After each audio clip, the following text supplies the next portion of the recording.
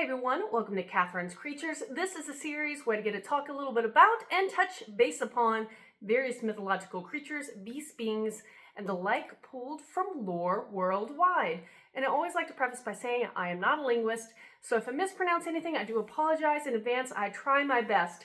And today I wanted to talk about the Huma bird. It was actually a recommended one for me, also sometimes known as the Homa bird or the Homay bird. And this essentially is a mythic bird from Iranian legends and fables.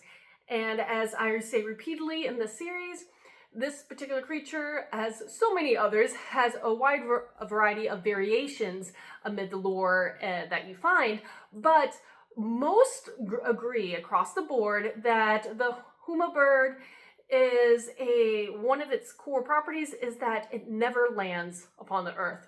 It flies up high in the sky, remaining invisible from anybody, but flies throughout its whole life and never touches the ground. And another thing that I wanted to note about this is because of those myths that the Homa bird is in eternal flight, is that some of the lore say that the bird actually possesses no legs because it doesn't need it. It never is going to land. Now, here's where some of the variations started taking effect. Some say that the Homa bird is very phoenix-like in the sense that every few hundred years it'll combust into fire and then be reborn out of its own ashes. So again, referencing some of that phoenix lore that some of us are probably fairly familiar with. Others say that the Huma bird possesses both, and I thought this was fascinating, both female and male natures in a singular body. And because of that, the female possesses one wing and leg, and the male side of it possesses the other wing and leg. But in this, it's a dual one form that possesses both masculine and feminine aspects within it. Now, the Homa bird is supposed to be compassionate. It's referred to be a bird of fortune because it can give good fortune, actually, in the sense of happiness. We'll get into that in a moment. But the idea is that its shadow is auspicious.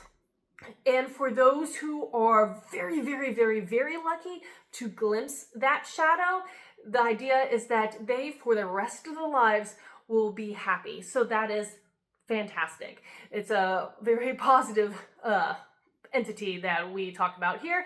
And there are plenty of creatures and beasts and lore that are not great creatures. This one's very different because it is on the positive side of things and again giving out and potentially distributing the idea of eternal happiness for those who are able to glimpse the shadow. Now, contrary thing is that there are some people, for whatever reason, who try to capture the Huma bird. And in the Sufi belief system, and they're the ones who talk about the whole idea of seeing the shadow brings you happiness.